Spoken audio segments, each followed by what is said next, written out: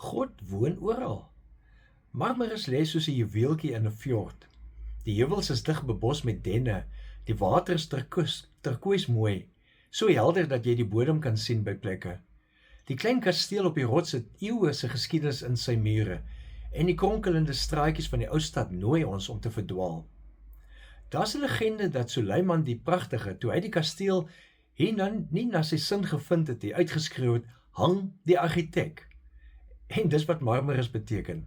So het die stad sy naam gekry. Dit laat 'n mens eintlik lag, selfs groot keisers het swak dae gehad.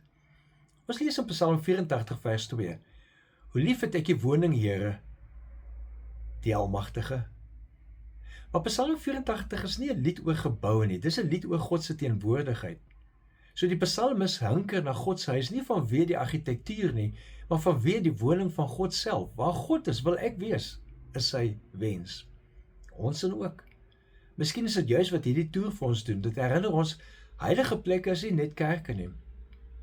'n Fjord in Turkye kan heilige grond wees. 'n Tafel op 'n skip se dek kan 'n altaar wees.